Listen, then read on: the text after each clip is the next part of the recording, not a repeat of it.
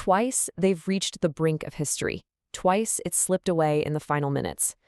Now, drawn against the two best teams on Earth, Fiji gets one more chance to break through.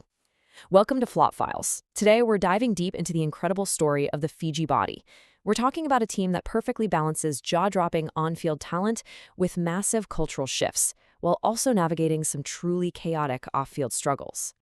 To really understand the heart and soul of this team, we have to drop right into the suffocating tension of November 18, 2017. Picture it. Wellington, New Zealand, it's the World Cup quarterfinal, and the Bati are up against the heavily favored New Zealand Kiwis. For an entire half, the Kiwis were absolutely pinned against their own try line, just suffocated by Fiji's gritty, relentless defense. The final score, 4-2, a completely unique try-less miracle. Fiji secured this monumental upset entirely through the penalty kicks of Apisai Korisau and Tannen Milne. They completely shut down a Tier 1 giant and marched straight into the semifinals. It was a massive, undeniable statement to the rugby league world, proving, beyond a shadow of a doubt, that they were Pacific Rugby League's most consistent overachievers. Section 2. Culture, Faith, and Ethnicity. When that final whistle blew back in 2017, Captain Kevin Naiqama just broke down in tears of joy. But to truly understand where those tears come from, you have to look at the fascinating collision of traditional masculinity and modern faith within the team. Historically, the traditional Bati, the fierce Fijian warrior, relied on brute force, intimidating chants, and the Iwa War Club. But in 2008, something incredible happened. The team traded their pre-match war chant for a Christian hymn. Today, the modern Bati warrior enters the battlefield singing, drawing their strength entirely from their faith and their brotherhood.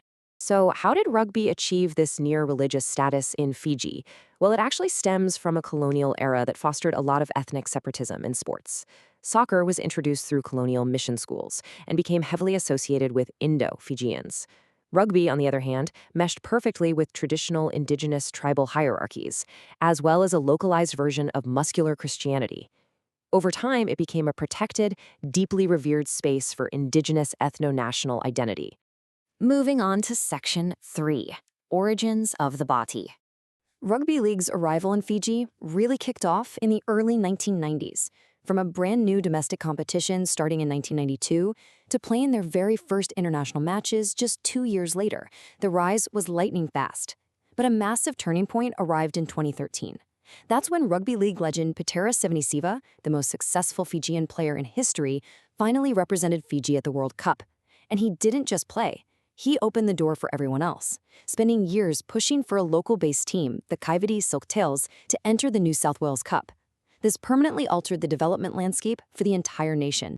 And this pathway is about so much more than just trophies.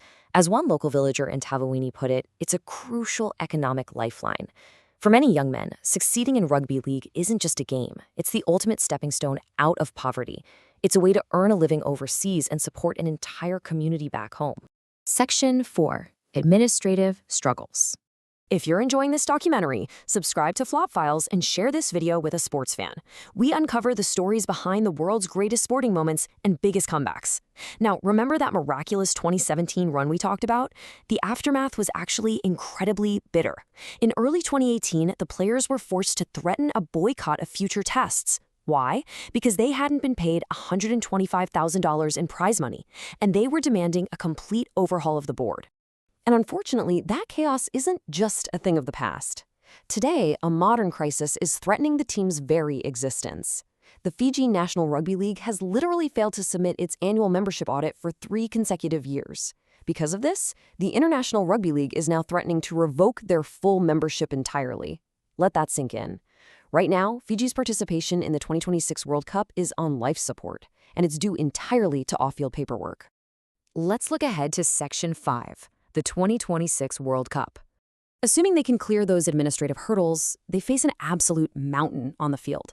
You might remember the ultimate heartbreak of 2022, where they were leading New Zealand 18-6 in the quarterfinal, only to fall by just 6 points in the end. That tournament also marked the emotional farewell of Kevin Naiqama after 15 incredible years, though he left with a bold prediction of success for 2026. And they'll need that belief, because they are facing a brutal group draw against both Australia and New Zealand. But look at the current golden generation evolving to meet this challenge. It is a roster completely stacked with elite NRL talent. You've got Jaireen Bula stepping up at fullback, alongside absolute heavyweights like Viliami Kikau, Sunia Taruva, and Captain Api Coruscant. Make no mistake, they have the firepower to finally shock the world. Fiji has punched above its weight at every World Cup for over a decade, always brushing up against history without quite grasping it. As a new generation takes the torch from Kevin Naiqama, the question isn't whether the Bati belong on this stage anymore. It's whether 2026 is finally the year they go all the way. Thanks for watching Flop Files.